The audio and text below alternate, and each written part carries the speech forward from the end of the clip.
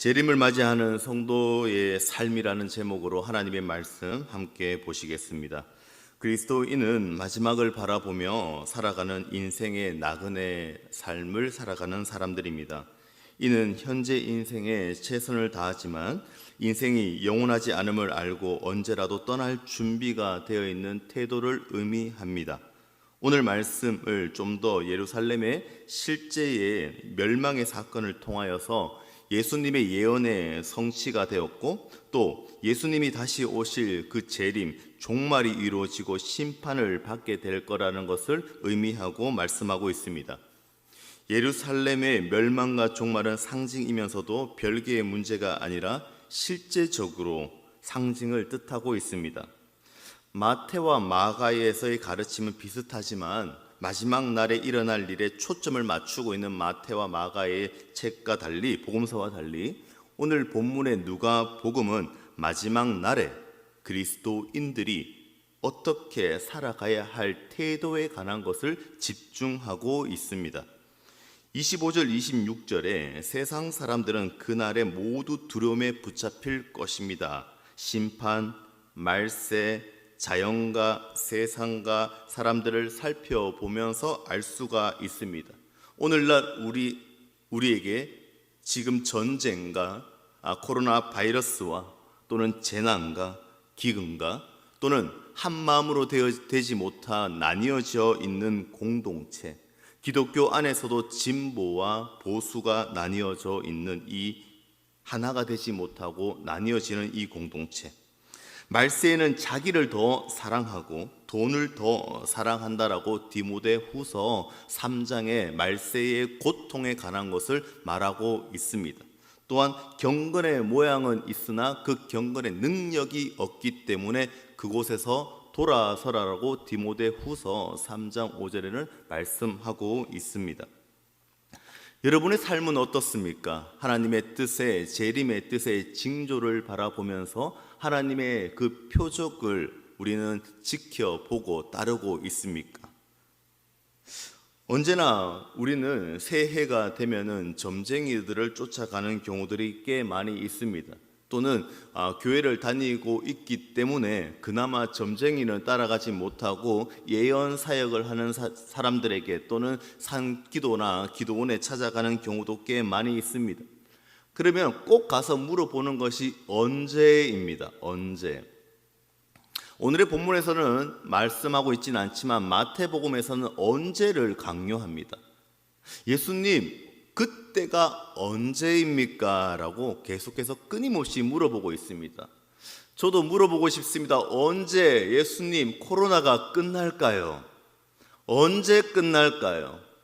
언제 우리 아들이 잘 될까요? 언제 우리가 집 살까요? 언제 우리가 부흥할까요? 언제 우리가 직장을 구할까요? 언제 우리 자녀가 이렇게 될까요? 우리는 언제를 늘 궁금해합니다. 코로나가 한 60년 뒤에 끝날 것이다 라고 이렇게 말씀하면은 어떻게 될까요? 우리는 자기 마음대로 살아가거나 또는 여러 가지의 방향을 또 틀 것입니다. 오늘 27절부터 28절의 말씀을 보면은 그러나 그리스도인들은 주님 앞에서 머리를 들고 속량을 기대할 거라는 것을 나타내고 있습니다. 따라서 마지막 날은 그리스도인에게는 고통의 날이 아니라 소망의 날이라는 것을 메시지로 말씀하고 있습니다. 언제라는 이 말 속에서는 우리는 이것을 봅니다. 소망을 바라보게 됩니다. 목사님, 언제 이것이 끝날까요? 라고 질문할 때에는 그 성도에게는 소망의 뜻을 바라보고 희망의 끈을 놓치지 않는 것이 뭔가 있기 때문에 물어보지 않을까요? 언제를 묻는 것, 바로 소망입니다. 오늘 27, 28절에 예수님께서는 그 소망을 또 말씀해 주십니다. 주님은 제자들에게 말씀하십니다. 깨어 있으라. 깨어 있으라. 어떻게요? 항상 깨어 있으라 라고 말씀하고 있습니다. 언제 알고 있다면은, 우리가 언제를 알고 있다면은 오기 전부터 우리는 밤낮을 설치고 오늘도 새벽 기도나 잠을 안 자고 기도도 빡시게 하고 또 예배도 열심히 드리고 살아갈 것입니다. 그러나 그 언제를 알 수가 없으니 예수님께서는 항상 깨어 기도하라라고 말씀하고 있습니다. 중학교 시절, 고등학교 시절인 것 같습니다. 학창 시절 때에 부모님께서 철야 기도, 산기도, 수련회 등 여러 가지 금요일만 되면은 사라지셨습니다. 그때는 저에게는 최고의 밤이었고 불금이었습니다. 마침 그때도 부모님께서는 교회차를 몰고 제 생각 기억으로는 산기도를 부흥회를 어디 가신 것 같습니다. 그래서 그때는 우리 집이 비어서 우리 친구들과 함께 약 10명 정도가 모여서 집에서 파티를 하였습니다. 여러분이 생각하는 그 파티가 맞습니다. 그런데 갑자기 그때 집이 주택집 2층이었는데 그 골목에 갑자기 딱 느낌으로 아버지의 그 봉고차의 차 소리가 들리는 것입니다. 그때 제 기억으로는 새벽 한두 시가 된 기억으로 생각합니다. 그래서 갑자기 급작스럽게 저희들은 먹던 맛있는 것들, 음식, 치킨, 그리고 흰 물부터 시작하여서 여러 가지를 급하게 치웠던 생각이 듭니다. 그리고 나서 침대 밑으로 모든 것을 숨기고 친구들은 옥상에 숨어서 발벌벌 떨었던 기억이 납니다. 그때 삐삐가 있었던 시절, 아버지가 나 지금 집에 들어간다라고 전화 한 통만 주셨더라도 저는 공부하는 척, 큐티하는 척, 여러 가지 다양하게 아버지가 좋아하는 환경으로 만들어서 아니면 집에 자는 척하고 있었을 것인데 그날따라 아버지께서, 어머니께서, 부모님께서 도적같이 집에 찾아와 주셨습니다. 물론 아버지가 아버지 집에 오는 것은 당연한 것입니다. 그런데 마찬가지로 주님도 반드시 재림의 날에 이 땅 가운데 오신다라는 것을 여러분 믿으시기 바랍니다. 그러나 언제 오실지는 아무도 알 수가 없습니다. 신랑 되신 그 주님께서는 언제 오실지는 모릅니다. 그러나 반드시 오신다라는 것을 여러분 믿으시기 바랍니다. 그러면 우리는 기쁜 마음으로 준비된 신부로서 열처녀의 비유처럼 준비된 기름을 가지고 우리는 기다려야 합니다.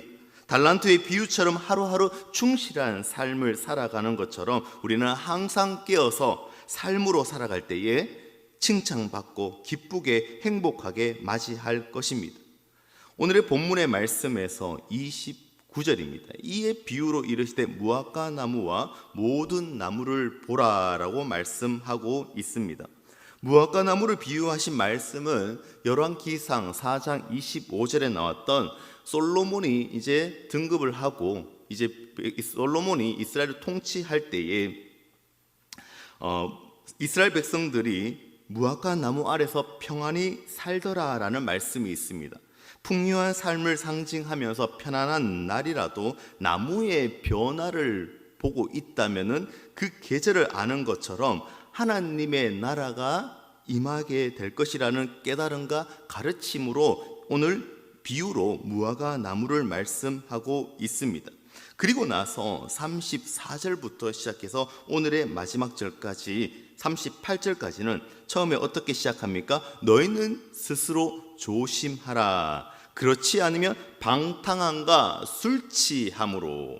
34절 우리 다 같이 온라인으로 들으시는 여러분들도 함께 한 목소리로 34절을 한번 봉독해 보겠습니다. 다 같이 시작.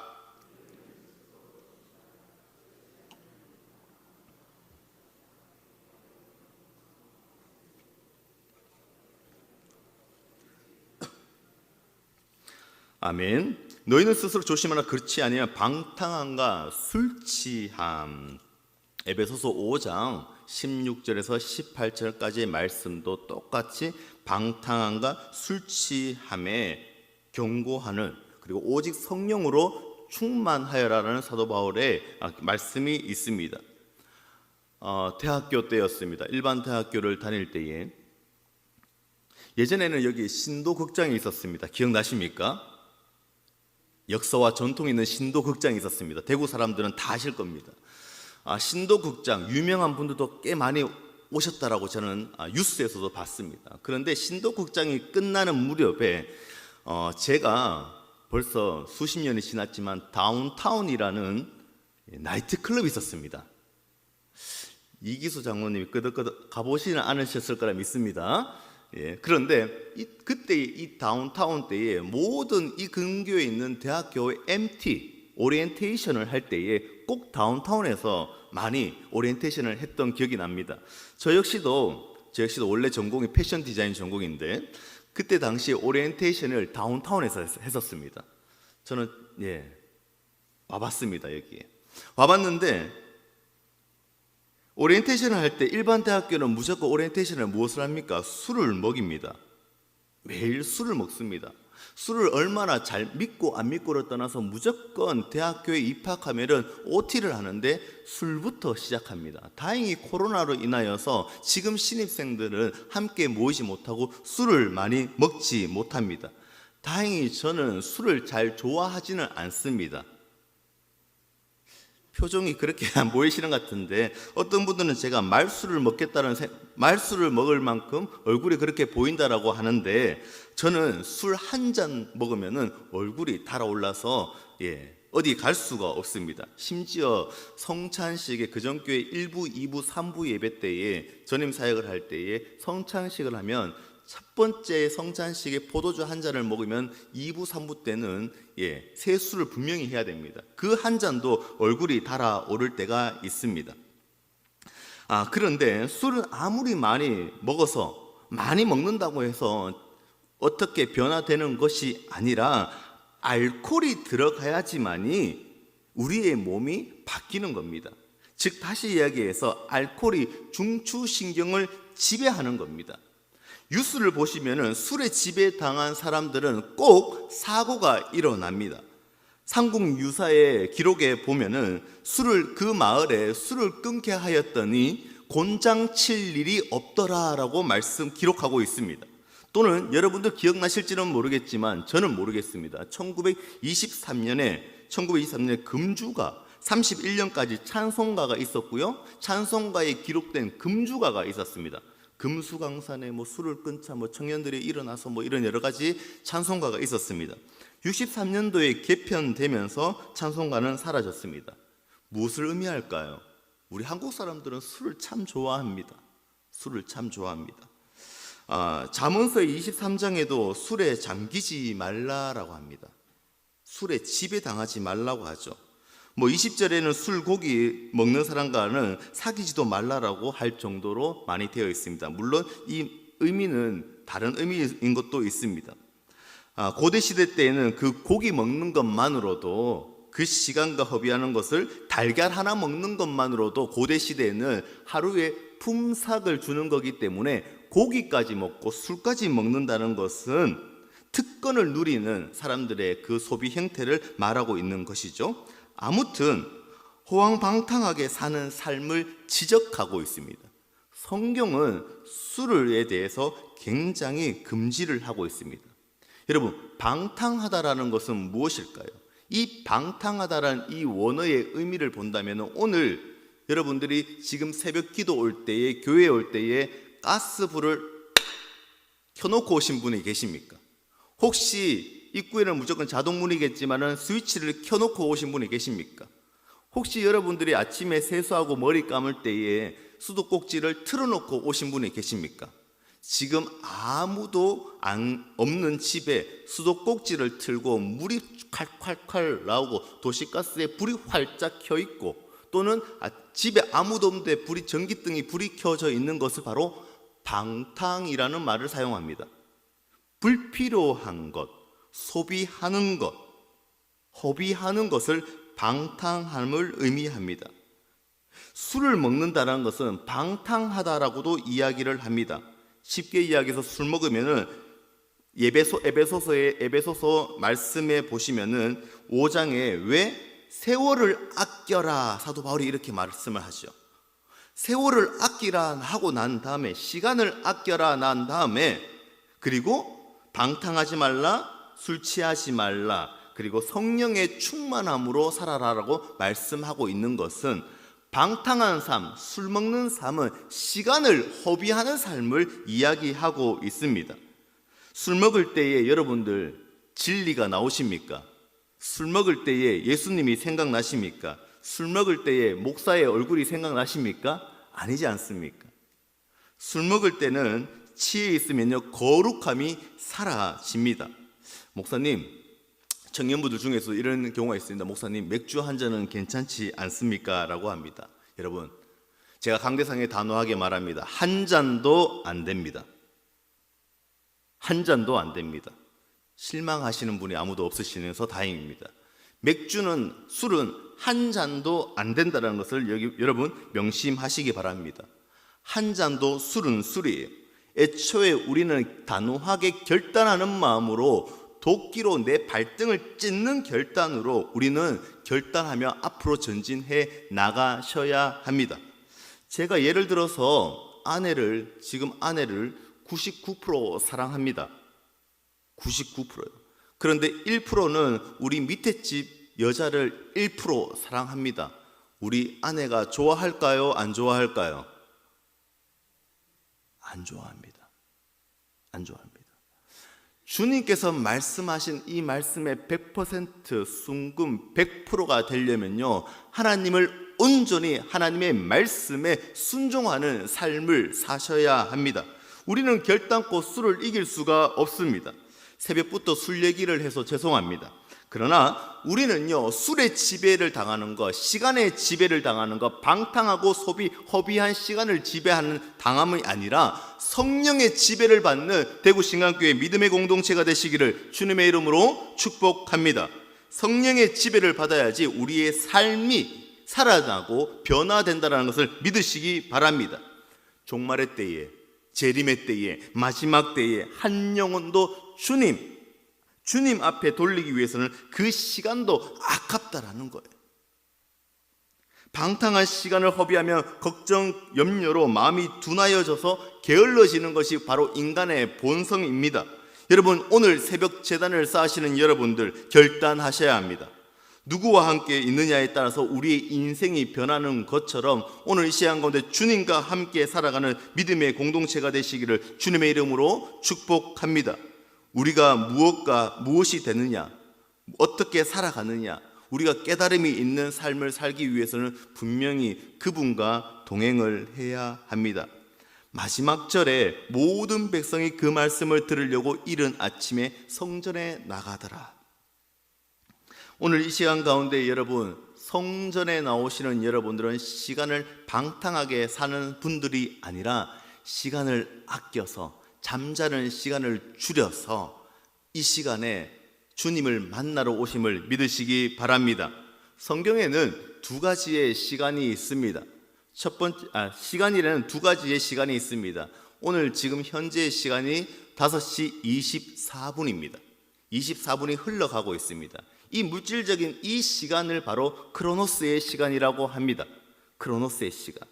그러나 지금은 가만히 두고 있으면 시간은 흘러가지만은 하나님과의 만나는 그때의 시간은 카이로스의 시간이라고 합니다.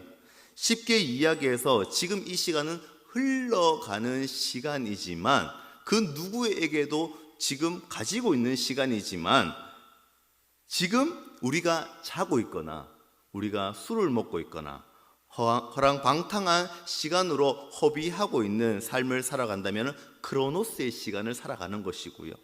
오늘 이 시간 가운데 하나님 전에 나와서 그 시간을 건지는 자는요, 카이로스의 시간을 살아가는 자들입니다. 오늘 온라인으로도 이 시간에 잠에 깨어서 또 하나님의 말씀을 듣고 기도할 때의 이 시간은요, 여러분들이 그 시간을 건지고 그 시간을 잡는 카이로스의 삶을 살아가는 자들이라는 것입니다. 그리스도인들은 하나님의 시간, 카이로스의 시간으로서 그 시간을 깨어서 건지는 시간, 하나님을 만나는 시간, 주님 오시는 재림의 시간을 기다리시고 우리의 삶을 주님에게 던지는 복된 삶을 살아가는 저와 여러분 되시기를 주님의 이름으로 축복합니다.